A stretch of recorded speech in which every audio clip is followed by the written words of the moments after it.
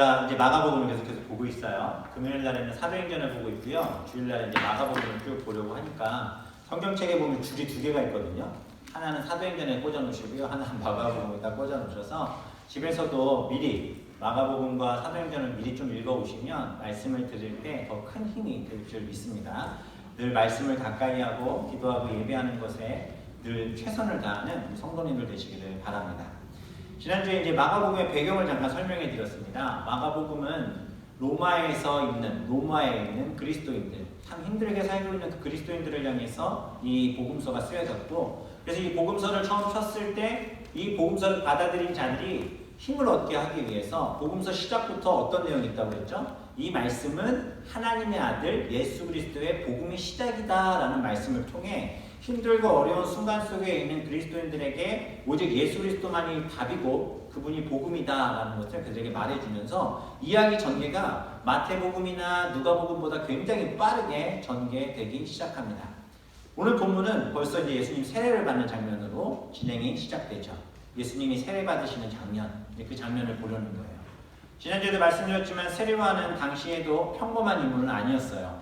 많은 사람들이 그의 설교를 듣기 위해 모였고 그가 전하는 메시지를 듣고 온 유대 지방과 예루살렘 사람들이 다 나아가서 자기 죄를 자복하고 요단강에서 그에게 세례를 받았다라고 말합니다. 제가 논산훈련소 진중 세례식이 있어가지고 한번 갔었는데요. 그 군인들 훈련병들 있잖아요. 한 3,000명이 딱 앉아있는데 그 친구들 이제 세례를 주려고 각 교단별로 이제 목사님들 몇 분이 이제 뽑혀가지고 갔는데 저도 기회가 돼서 한번 갔었는데 어머나 어쩜 그렇게 그냥 세례받는 쪼꼬파 준다고 세례받으러 오라고 왕창 와가지고 성부와 성자의 이름 세례를 주느라 아멘 지나가고 성부와 성자가 성령의 이름 세례를 주느라 아멘 하고 지나가고 그럼 뒤에 쪼꼬파이랑 요 조그만 십자가 하나씩 주면 가지고 이렇게 지나갔는데 세례요한은 그렇게 하진 않았겠죠. 그렇죠? 그렇게 하진 않았을 텐데 어찌되었든 많은 사람들이 세례요한에게 세례를 받았습니다. 세례요한은 구약의 마지막 선지자라고도 불리죠. 그 세례요한을 끝으로 구약의 모든 예언과 가르침이 끝나요. 무슨 얘기인지 아시겠죠? 끝이 납니다. 왜 끝나죠? 구약의 모든 예언은 예수 그리스도를 위해 있었던 예언이기 때문에 그렇습니다. 그 모든 것이 끝나요. 그리고 이 예수 그리스도로부터 시작되어 무엇이 이제 시작돼요? 복음이 시작되는 것입니다. 그 시작을 알리는 장면, 그 어떤 장면이 딱 바뀌는 그 장면이 바로 오늘 본문이에요. 세례 요한은 오실 예수님은 자신보다 어떤 분이라고 고백하죠? 능력이 많으시고 내가 허리를 굽혀 그의 신발끈을 풀기도 감당하지 못할 분이라고 설명합니다. 그뿐입니까? 나는 물로 세례를 주는 분이지만 그분은 성령과 불로 세례를 주는 분이라고 말합니다. 이런 고백과 회개의 메시지를 선포하며 세례요한이 사역을 하던 그때에 누가 나타나십니까? 세례요한 앞에 그 누군지도 정확히 알지 못하지만 어쨌든 선포하고 이야기했던 그 예수님이 눈앞에 딱 등장을 하시는 거예요. 말씀 보면 그때에 세례요한이 말씀 전하고 있던 그때에 예수께서 갈릴리 나사렛으로부터 와서 세례요한 앞에 정말로 예수님이 나타나셨어요. 놀라운 일이죠. 오늘 우리가 말씀 나눌 때, 이 말씀을 들을 때 우리 가운데 성령이 임하시고 예수님이 함께 하시기를 주님의 이름으로 소망합니다. 만약에 제가 예수님이라면, 감히 그럴 수는 없겠지만 제가 예수님이라면 세례요한이 이렇게 하는 모습을 봤잖아요. 어떻게 했을 것 같으세요? 가서 세례요한 수고했다.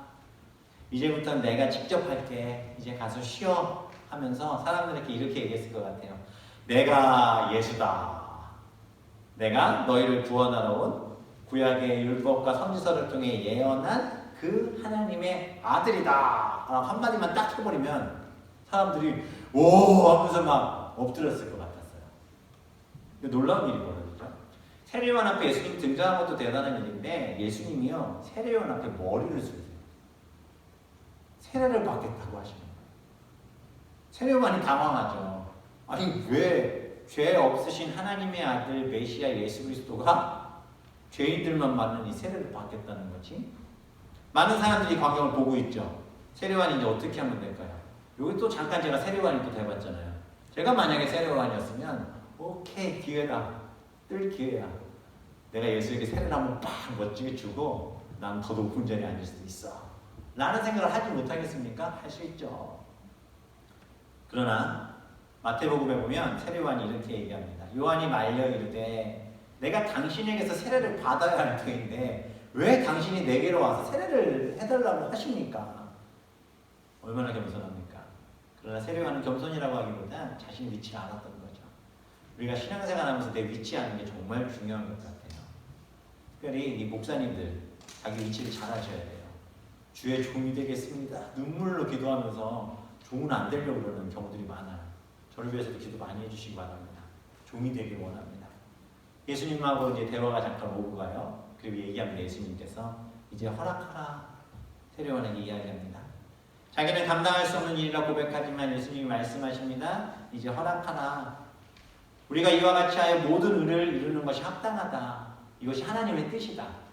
너는 나에 앞서 나를 준비했고 나는 이제 그 일을 해야 되는데 이 모든 것의 주인은 하늘에 계신 하나님 아버지다.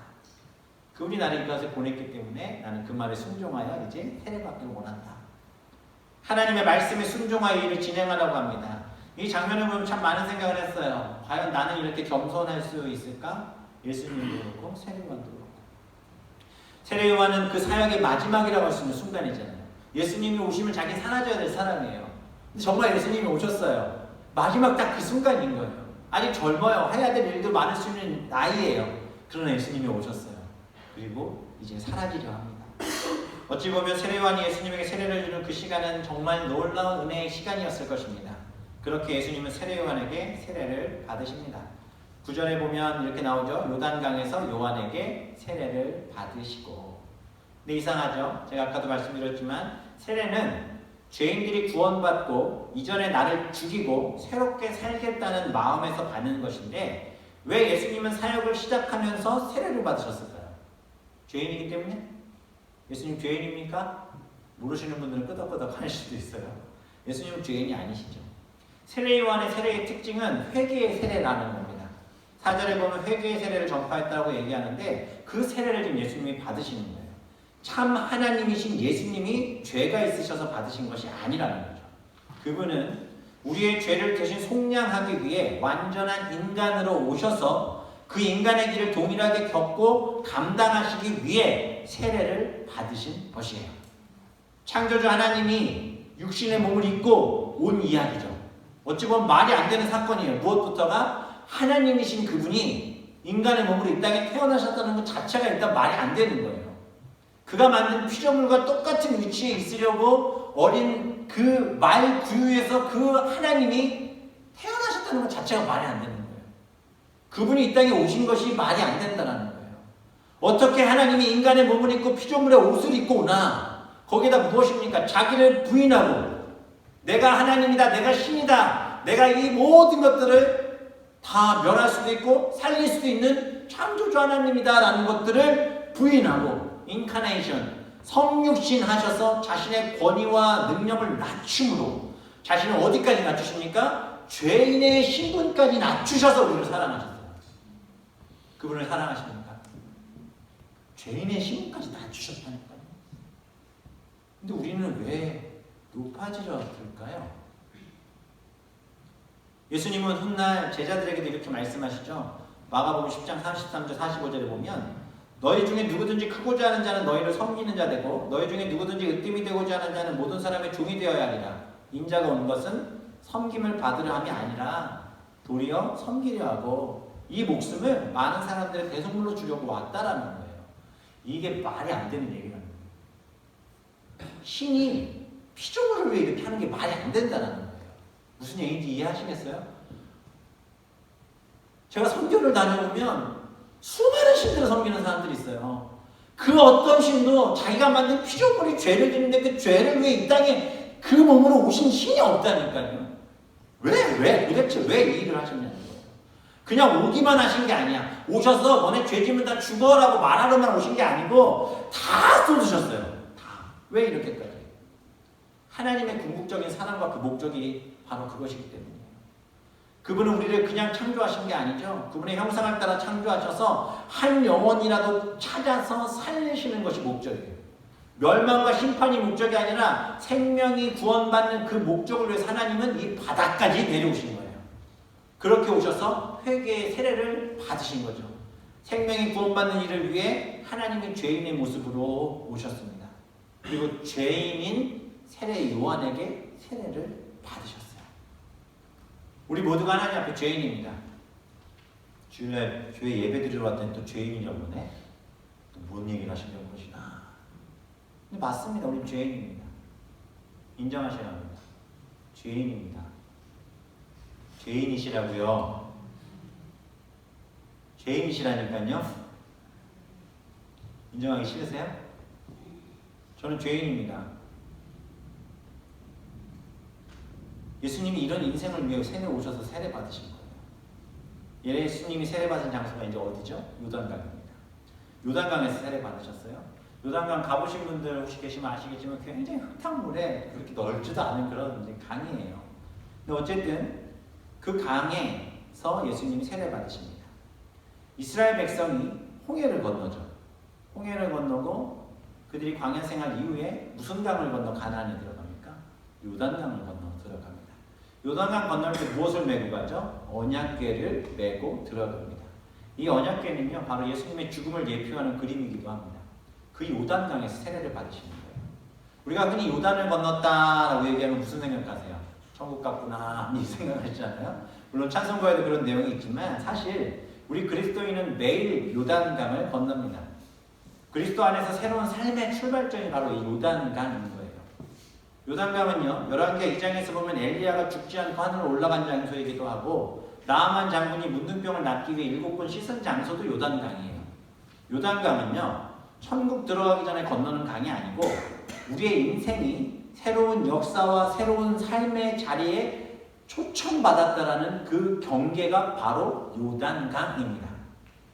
요단강을 건너면 천국입니까? 이스라엘 백성이 요단강을 건넜어요? 전쟁이 있었어요? 없었어요? 가자마자 여리고성하고 싸웠잖아요. 거기 천국이에요? 우리 천국 가면 싸워요? 천국 가면 막 으아 하면서 막 싸움 시작합니까? 내가 더 강한 능력을 얻다면서 막 싸움하십니까? 아니죠. 요단강을 건너 예수 믿고 구원받아 세례받고 하나님의 자녀가 되어 가나안 땅을 정복해 가는 것, 이것이 바로 그리스도인들의 삶입니다. 요단강을 건너면 천국이 아니라 이스라엘 백성은요, 요단을 건너면 만나게 되는 것, 바로 가나안과의 전쟁이고 정복 싸움이 시작이었습니다. 예수님은 이스라엘이 그랬듯 이 강에서 세례 받으시고 그의 공생애를 이제 시작하시는 거예요. 다음 주에 나눌 말씀이지만 예수님은 세례 받으신 후에 바로 어디로 가세요? 광야로 나가시죠. 그리고 광야에서 사단에게 시험 받으십니다. 이스라엘이 요단강을 건너 가나안에 간 것은 그들이 가나안에 있는 문화의 유혹을 이겨냈어야 했을 일이에요. 무슨 얘기인지 아시겠죠? 우리 역시 예수 믿고 구원받고 그렇게 구원받는다고 삶의 모든 문제가 바로 해결되는 게 아니라 이스라엘이 가나안을 정복해 나가듯 우리 삶의 영적인 전쟁에서 어떻게 해야 돼요? 이겨나가야 돼요. 언제까지? 주님이 부르시는 그날까지. 무엇으로? 예수 그리스도 십자가 붙들고 성령님과 동행합니다. 세례는 하나님을 믿고 그분과 동행하며 살아가기로 다짐하는 바로 그래서 믿음의 첫 걸음입니다. 성령님과 동행하는 것. 그래서 세례 받는 것이 중요해요. 그래서 쉽게 받으면 안 돼요. 교육 빡세게 받고 내가 정말 이제 이 세례를 받고 하나님 백성으로 하나님과 동행하며 어떤 일이 있어도 기도하며 예배하는 것을 먼저 하며 일을 살아가겠습니다라고 고백하는 자들에게 세례를 주어야 돼요. 세례를 받는다고 하지만 세례 받은 분들 다 대부분 이제 침례 다 받으셨잖아요. 변하지 않는 사람들이 있어요. 그렇죠? 다 침례 받으신 분들이고 세례 받으신 분들이고 다 하셨잖아요. 물론 안 받으신 분들도 있지만 이게 뭐가 달라요? 받으신 분들하고 뭐가 다르죠? 분명히 이렇게 약속하고 서약했는데 여전히 옛생활 하죠. 그렇죠? 여전히 육체와의 소욕을 따라 사는 분들이 있다는 말입니다. 그런 분들은요 다 띄어요. 눈에 띄어요. 세례 받은 사람이 뭐야? 당신 교회 다니면서 뭐가 달라? 당신 예수를 믿는다면서 무엇이 달라졌어? 그런 도전 받으면 딱 할 말이 없어요. 세례 받은 분들이 교회에서 싸워. 세례 받은 분들이 교회에서 이간질해. 세례 받으셨다는 분들이 말씀도 안 봐, 기도 생활도 안 해, 헌금 생활도 안 해. 세례 받으셨다는 분들이 봉사도 안 해. 세례 받으셨다는 분들이 교회 와서 예배 드리는데도 딴짓하고 핸드폰 보고 졸고 이래. 이게 무슨 일이에요? 세례 받으셨는데. 예수님을 믿기는 믿어야 되는데 달라지지는 못한 거죠. 왜 그렇습니까? 우리가 나빠서요? 아니요. 우리가 그럼 세례 문답시에 거짓 약속을 했습니까? 돌이켜 생각해보세요. 세례 받으시고 침례 받으신 분들 문답할 때 아멘 하셨죠? 그렇게 살겠습니다라고 다짐하셨죠? 안 하셨어요? 그냥 일단 받아야지 뭐 하니까. 거짓 약속 아니잖아요. 그렇지 않잖아요. 진심으로 약속했잖아요. 진심으로 다짐했잖아요. 그런데 왜 옛사람을 버리고 새사람이 되기가 어렵냐면 그 이유 중에 하나는 육신이 연약하기보다는 우리의 육신의 정욕을 우리가 좋아하기 때문이에요. 가나안에 들어간 이스라엘 백성에게 뭐라고 하셨어요? 그들의 문화를 따라가지 말라고 하죠. 또 뭐라고 하셨어요? 거기를 다 멸절하라고. 헤렘 다 멸절하라고. 왜? 조금이라도 섞이는 것이 생기기 시작하면 그들의 육신이 육체의 정욕을 쫓아갈 수밖에 없기 때문이죠. 군대에 있을 때 금연교육을 하더라고요. 저는 담배를 펴본 적이 없고 피는 것도 싫고 냄새도 너무 싫어하기 때문에 제가 청소년부 사역할 때 아이들이 저를 되게 무서워했어요. 술, 담배를 안 하니까 술, 담배 한지 거의 3, 4일 전까지가 다 맞춰요. 그 애들 왔는데 술 먹은 게 딱 티가 나는 느낌이 있어요. 그러니까 걔는 절대 안 난다고 생각을 하는데 옆에 가서 너 한 3일 전에 술 먹었냐고 깜짝 놀래요. 그래도 금요일 토요일 안 먹었으니까 봐줄게. 주일 준비는 했나 보다. 죄송합니다. 담배 핀 사람들은 더 잘 알아요. 진짜 한 10m 밖에 있어도 알아요. 예배당에 누가 지금 담배 피고 와서 앉아있고 해서 다 알아요. 저는 안 피기 때문에 냄새가 그냥 확확 들어와요. 안 피는 분들도 잘 아시겠지만. 그래서 금연교육을 했어요. 그런데 폐 사진을 보여주는데 어쩜 그렇게 그런 사진들만 모아갖고 보여주는지 40분 동안 썩은 폐 사진만 계속 보여주니까 옆에서 내 폐도 저런 것들 하지. 옆에서 난리가 났어요. 담배 오래 피면 폐가 다 썩는다고 교육했어요. 금연하라고. 다들 끄덕끄덕 하면서 담배 못 피겠다. 이제 안 되지. 그거 끝났어요. 밖에 나오자마자 담배 펴요. 담배 피워서 뭐라는지 아세요? 딱 잡고 하면서 이번만 피워 그만 펴야지. 내 폐가 썩어가고 있다. 왜 그런지 아십니까? 약해서가 아니고요. 담배가 주는 그 달콤함, 당장의 정욕 때문에 그래요. 그것 때문에 그들은 내일을 생각하기보다 지금 당장의 육신의 편안과 정욕을 원하는 거예요. 이스라엘 백성이 그랬어요. 사랑하는 성도님들, 우리가 예수 그리스도를 믿고 사랑한다면 적어도 우리는 예수 안에서 결단하는 삶을 살아야 돼요. 몸부림치며 애쓰며 죄와 싸우고 부딪혀야 돼요. 이겨내셔야 돼요. 내가 오늘도 이 말씀을 들었지만 내일 또 죄질 수 있지만 회개하셔야 돼요. 그리고 매일매일 싸움하셔야 돼요. 제가 주일학교나 청소년부 청년아이들한테 늘 하는 말이 있어요. 교회 주일날 예배 시간에 지각하는 아이들한테 늘 하는 말이 있어요. 담배 피는 아이들에게 하던 말이 있어요. 술 먹는 아이들에게 하는 말이 있어요.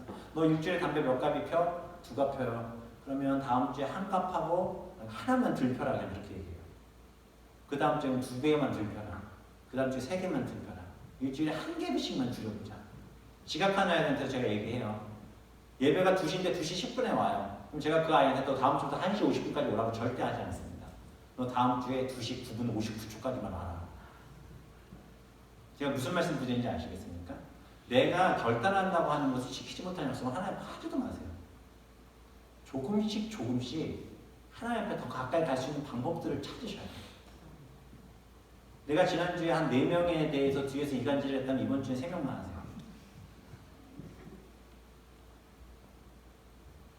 내가 지난주에 게임에 빠져가지고 10시간, 15시간 정도 했으면 이번 주에 14시간 28분만 하세요.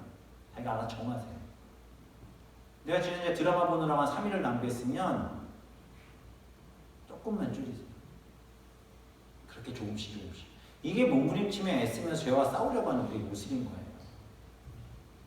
이스라엘처럼 가나안의 문화와 하나 되어 무너지는 백성의 삶이 되잖아요. 결국 가나안, 요단을 건너 가나안에 가는데 이스라엘이 멸망하잖아요. 홍해를 건넜다고 해서 세례받았다고 해서 구원받는 것이 아니라 우리가 우리의 믿음과 신앙을 지켜나가야죠. 누구처럼? 예수님처럼. 이스라엘 백성 가나안에 들어가 실패했죠. 우리도 여전히 지금 실패하고 있죠. 그러나 예수님은 다음 주에 나눌 말씀이지만 광야에서 사단의 유혹에 어떻게 하십니까? 승리하셨습니다. 그래서 우리는 예수님 붙들고 사는 거예요. 예수님은 우리 죄를 대신하여 이 땅에 오셔서 우리를 구원하실 유일하신 하나님의 아들이시기 때문입니다. 이 사실은 예수님이 세례를 받으시는 모습 속에 분명히 드러나죠. 그가 하나님의 아들이라는 게. 10절에 보면 곧 물에서 올라오실 때 하늘이 갈라짐과 성령이 비둘기같이 자기에게 내려오심을 보시더니 11절 하늘로부터 소리가 나기를 너는 내 사랑하는 아들이라 내가 너를 기뻐하노라 하시니라. 물에서 예수님이 올라오셨어요. 무슨 얘기죠? 세례는요, 침례는요, 물에 쑥 들어가는 게 뭐예요? 이전에 나는 죽었다죠. 그 물 위로 올라오는 건 뭐예요? 이제 새 사람이 되겠다는 거예요. 예수님이 물에 들어가셨어요. 푹 잠기셨다가 올라오실 때 무슨 일이 벌어지죠? 하늘이 갈라짐과 동시에 성령이 비둘기같이 그분에 내려오시는 역사가 나가요. 올라오실 때 내려오심을 보시더니 예수님은 올라오시고 성령님은 내려오셔서 만나신 거예요. 맞물려 가까워져 하나가 되셨습니다. 이때 세 가지의 중요한 모습이 등장하는데 첫 번째, 하늘이 갈라지는 일이 벌어집니다. 하늘이 갈라져요. 원어로는 스키조라는 헬라어인데 쪼개다라는 단어가 있는데 이 단어의 의미는 찢어지다라는 표현이 있어요. 하늘이 갈라지냐, 하늘이 찢어졌다라는 표현이 있어요. 하늘이 찢어지고 위에서 아래로 하늘이 찢어지며 하나님의 나라가 열렸어요. 언제? 예수님이 세례 받으시고 올라오실 때. 정확히 말하면 예수님이 침례를 받으시고 올라오시는 그 순간에 무엇이 임한 거예요? 하나님의 나라가 예수 그리스도를 통해 임한 거예요. 이 예수 그리스도를 통해 하나님과 인간 사이에 막혔던 관계가 뚫리는 거죠. 그 사역을 이분에게 주셨다는 것을 상징적으로 보여주고 있어요. 멀어졌던 관계가 누구 때문에? 예수님 때문에 가까워진 거예요. 사실 이 가까워진다는 개념도 우리가 주께 더 가까이라는 표현을 쓰잖아요. 그럼 우리가 교회 나오고 십자가 앞에 가까이 와가지고 막 기도하면 우리가 주께 더 가까이라고 생각들 하실지 모르겠는데 우리는요, 우리의 정체성을 가지고는, 우리의 이 죄된 모습을 가지고는 하나님 앞에 가까이 갈 수가 없는 존재예요. 무슨 얘기인지 아시겠습니까? 우리 하나님 앞에 가까이 갈 수가 없는 존재가 아니에요. 근데 이 가까이라는 성경의 개념은요, 우리가 가는 게 아니고 하나님 우리에게 오시는 거예요. 할렐루야. 누구 때문에? 이 죄인 때문에. 누굴 통해? 예수님을 통해. 그분이 우리에게 가까이 오시는 거예요. 정확히 말하면 하나님의 나라가 임하는 것, 내려오는 거예요. 이 예수 그리스도를 통해 하나님과 인간 관계에 막혔던 게 뚫어지고 또 하나님의 가까이 갈 수 없는 우리가 우리의 주권과 공로로 가까이 가는 게 아니라 전적인 하나님의 은혜로 하나님 우리에게 가까이 오시는 거예요. 오늘 드리는 예배도 차 끌고 내가 왔는지 모르겠지만 아니요. 하나님께서 우리를 부르셨고 지금 우리에게 가까이 다가가고 계십니다. 가까이 하실 때, 오실 때 비로소 하나님과 만날 수 있습니다. 두 번째, 성령이 비둘기같이 오죠. 왜 비둘기일까요? 왜 비둘기일까요? 멸망당한 백성에게 새로운 땅이 있음을 알려주는 도구가 비둘기였어요. 무슨 얘기인지 아시겠어요? 멸망당한 백성에게 새로운 땅이 있음을 알려준 도구가 비둘기인데 어디에서 그랬죠? 노아의 홍수 사건 때. 노아의 홍수로 모든 인류가 다 전멸했어요. 노아의 가족 8식구만 남았어요. 노아의 방주 가운데 있었어요. 근데 새 땅이 있다는 것을 알려준 새가 누구예요? 비둘기예요. 그 성령이 비둘기같이 임한 거예요. 뭐예요? 이거는 새날과 새 땅이 오리라는 것을 보여줍니다. 누굴 통해? 성령의 임재를 통해. 한국에 있는 비둘기 자꾸 생각하지 마시고 그 닭돌기라고 그러잖아요. 그죠? 그런 비둘기 많고 근데 걔는 날지도 못해요. 걔네들은. 성령이 비둘기같이 임하여 어디에 거하십니까? 우리 안에 거하실 때 그분에게 모든 것을 맡길 때 이 성령이 우리를 어디로 인도하시는 거예요? 이제 이 땅 가운데서 사는 우리에게 성령이 임재하셔서 우리를 어디로 인도하십니까? 새하늘과 새 땅으로 인도해 가시는 거예요. 할렐루야. 그래서 예수 그리스도 믿고 성령과 동행하는 삶을 살아야 천국 가는 거예요. 그래서 어디든 성령과 동행하는 삶이 우리의 삶이 되어야 할 줄 믿습니다. 그곳이 어디든 성령과 함께 할 때 우리는 안전할 수 있습니다. 12절의 말씀에 보면 예수님이 세례 받으시자마자 광야로 내몰리시잖아요. 사탄이 바로 달려들잖아요. 근데 그 내모는 걸 누가 하냐면 성령이 하셨어요. 무슨 얘기냐면 성령이 예수 그리스도와 함께 하시는 거예요. 광야에 있을지라도 사탄이 유혹할지라도 이거는 못 이길 일이 아니라는 것을 보여주시는 거예요. 그 성령이 우리 안에 있음을 믿으시기 바랍니다. 그리고 세 번째 말하죠. 11절 하늘로부터 소리가 나기를 뭐라고 합니까? 너는 내 사랑하는 아들이야. 내 사랑하는 아들이야. 여기서 너가 강조법이에요. 너 예수 그리스도 너는 내 아들이야 라고 얘기하시는 거예요. 하나님께서 예수님을 메시아로 정확하게 지목하는 거예요. 이 말은요, 수천 년 동안 구약 성경에서 선지자들을 통해 예고하고 준비하신 그 메시아가 바로 너, 누구? 예수 그리스도 라고 하나님께서 딱 얘기하시는 거예요. 하나님으로부터 소리가 나기를 너는 바로 이 사람은 이 인간의 몸을 입고 있는 이 사람은 내가 너희들을 위해 수천 년부터 예언하고 예비하고 준비한 메시아 예수 그리스도라고 하나님이 딱 집어 얘기하시는 거예요. 이는 내 아들 예수, 구원할 메시아. 이것을 정확하게 말씀하십니다. 그래서 예수님은요, 우리를 죄를 사하신 희생제물로 오셨고요, 하나님과 우리의 관계를 화목케 하신 화목제물로 이 땅에 오셨습니다. 막혀있던 것들을 하나님과 우리 인간 사이의 벽을 그 십자가의 사랑을 통해 완전히 허무셨어요.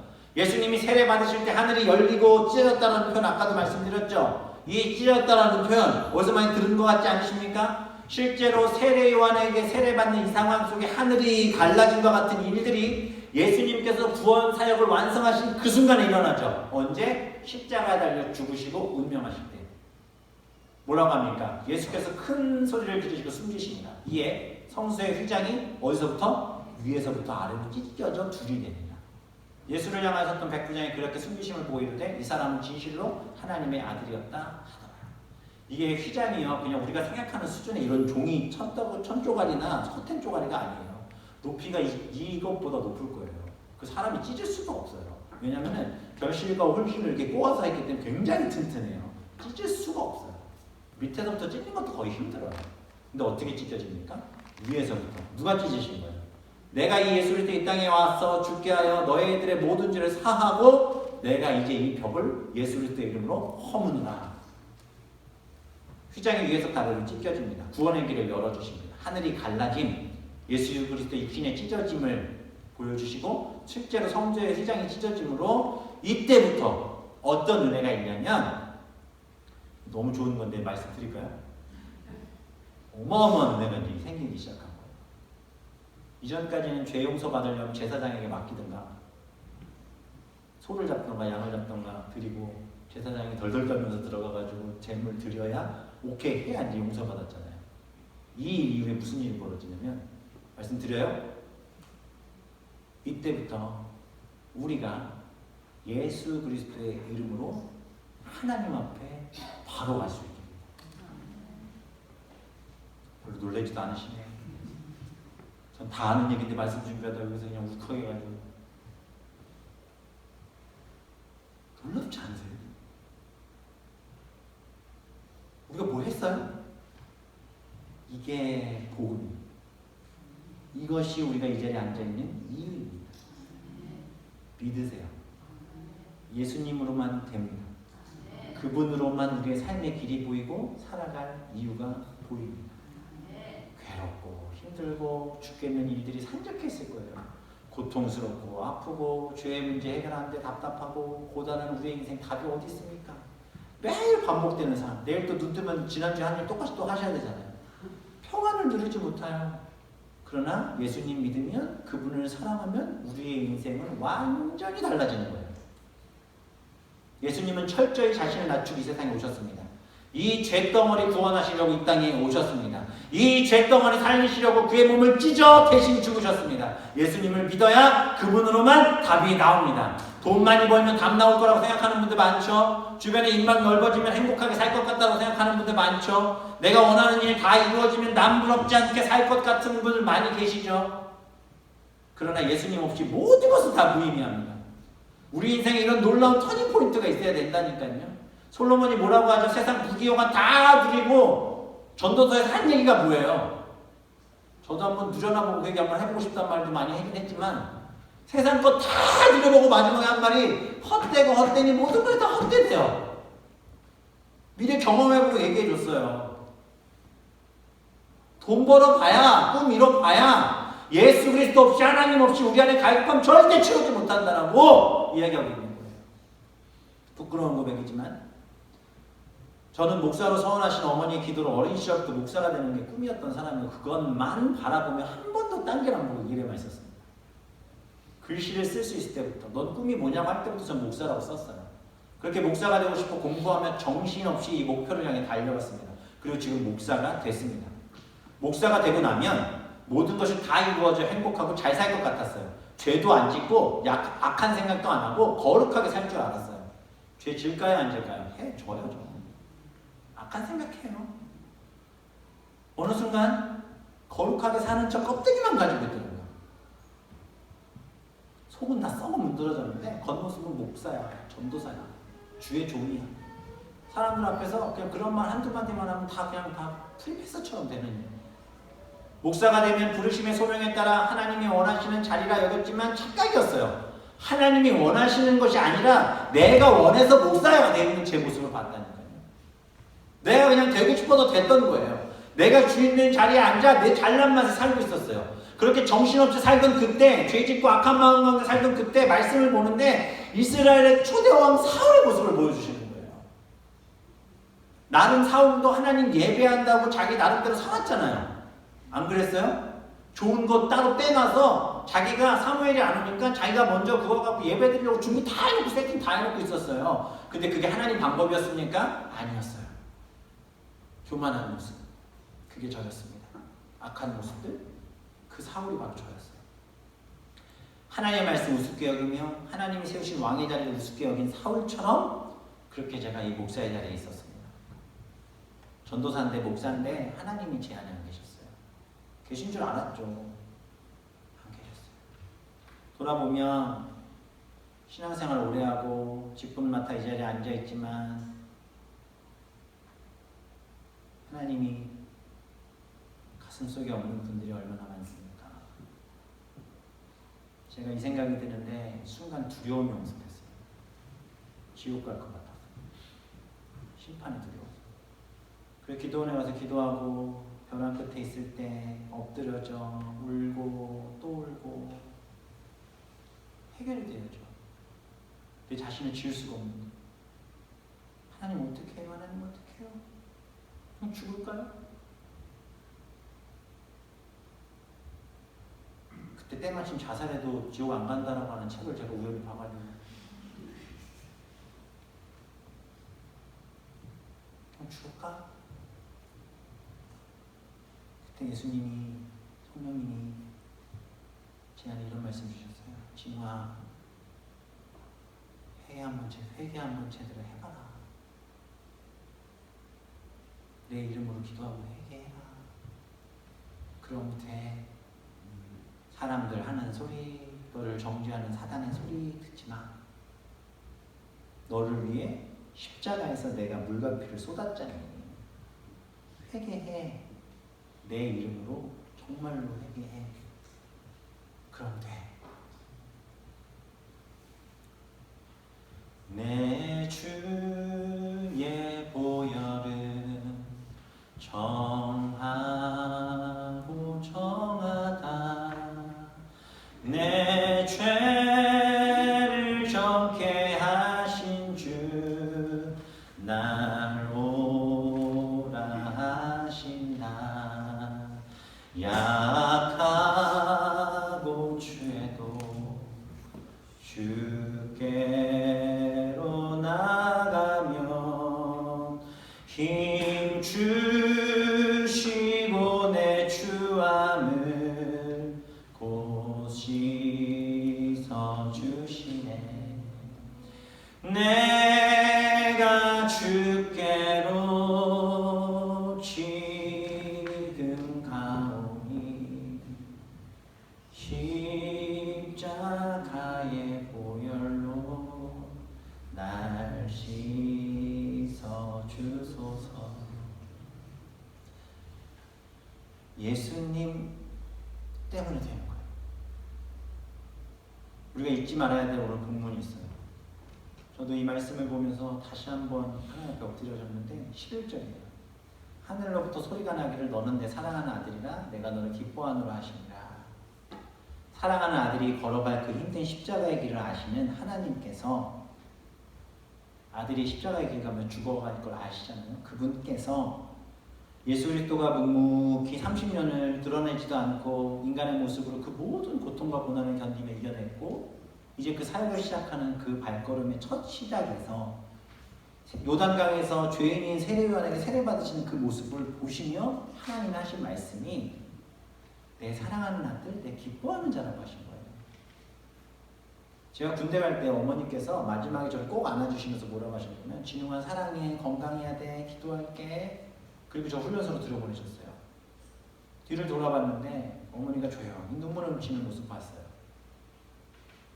나중에 들으니까 고생한 아들 생각하면서 몇 날 며칠 기도하시며 우셨다는 말씀.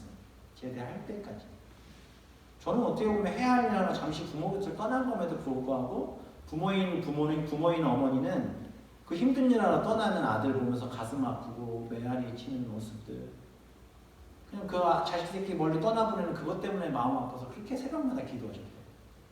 하나님은 아무 죄 없으신 예수님은 이게 뭐라고, 우리가 뭐라고, 미물과도 같은 우리를 그냥 쓸어버리시면 되는데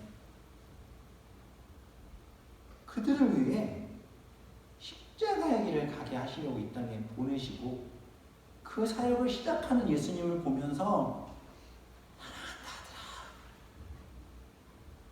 내가 너를 기뻐한다.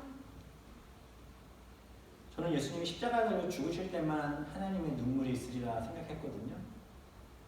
근데 이 말씀 가운데 하나님의 사랑 고백이 있었고 하나님의 부모로서의 그 눈물이 이 말씀 가운데 있었어요. 이제 예수님을 믿고 그 이름으로 회개하고 기도하는 우리에게도, 예수님 사랑하고 예수님과 동행하겠다라고 다짐하는 우리에게도 하나님이 동일하게 이 사랑 고백을 하고 계십니다. 사랑하는 만나교회 성도들아, 내가 너희들을 사랑한다. 내가 너희들을 기뻐한다. 너는 내게 매우 소중한 자녀야. 내 사랑하는 아들의 핏값으로 산 내 자녀들이야. 나는 너로 인해 기쁘단다. 하늘로부터 소리가 나기를, 진웅아, 너는 내 사랑하는 아들이야. 진웅아, 내가 너를 기뻐한다. 다 같이 조용히 속으로 한번 그렇게 한번 해보세요. 이름을 말씀하시고 너는 내 사랑하는 아들이야, 딸이야. 이름 말씀하시고 내가 너를 기뻐한다.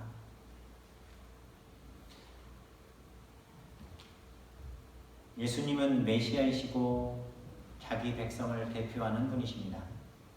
예수님에게 해당하는 것은 우리에게도 해당합니다. 이 음성이 우리 가슴에 깊이 들리는 우리를 향한 하나님의 음성 되기를 소망합니다. 아이들이요, 부모에게 사랑받을 때 제일 기뻐하더라고요. 아시죠? 어제 우리 둘째가 태권도 일품 심사를 봤는데 사람들이 너 잘했다고 하더라 그랬더니 예랑이가 아빠는? 아빠가 볼 때 나 잘했어? 물어보는 거예요. 그래서 아니 사람들이 잘했대. 아니 아빠는 뭐 물어보는 거예요. 그래서 제가 야 아빠가 볼 때 최고 잘했지 그랬더니 너무 잘했다 그랬더니 야 너가 잘하니까 아빠가 너무 좋더라 그랬더니 그냥 세상 다 가진 표정으로 와가지고 막 얼굴 보면서 아빠가 좋다고 했겠지 뭐. 사랑하는 성도님들, 우리는 예수님으로 인해 하나님의 자녀가 되었습니다. 세상으로부터 인정받으려고 좀 하지 마세요. 뭘 그렇게 뭐만 하면 티내고 싶어 하시지 좀 아세요. 하나님이 잘했다고 하면 땡이에요. 아니에요? 사람들에게 박수 받고 싶으세요? 아 서기는 모습 설교 잘하네, 서기는 모습 만나게 잘하네, 와 제가 막 피부망고해서 막 제가 자랑 받고 싶을 것 같아. 일이라도 전혀 없어요. 아 서기는 모습 설교 좋고 막 그러니까 우리 학교에 교수로 와 그러면 제가 절대 안 가요. 그런 걸로 오라고 하면 하나님만 기쁘시게 하시면 되잖아요. 내가 봉사하고 섬기고 헌신하고 내가 하나님께 예물 드리고 내 것을 앞에 드렸을 때 하나님이 기뻐하신다라는 그것만으로만 감사하시면 되잖아요. 교회에서 봉사하고 일꾼 세워져서 리더로 세워져서 이제 일하고 앞으로 해야 될 일 많을 때 힘들고 어렵고 뭐 답답하고 죽을 것 같은 일 많을 거예요. 그런데 하나님이 기뻐하시는 일이라고 생각하고 주님 앞에 칭찬받는 생각하면 되잖아요. 뭘 더 힘들어요. 한 몇백억 드리면 그게 위로가 되실 것 같으세요? 안 돼요. 하나님을 기쁘시게 하는 우리가 되기를 주님의 이름으로 축원합니다. 우리 예수님만 생각합시다. 십자가만 바라봅시다. 아 정말 아멘 좀 하세요. 아멘? 아멘. 눈치 보지 마시고 그냥 진짜 아멘 하세요. 아멘. 아멘. 함께 찬양할까요?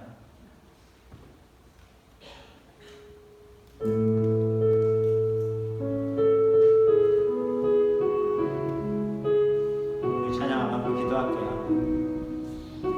만왕의 왕내주께서 만왕의 왕내 주께서 왜 고쳐 다니나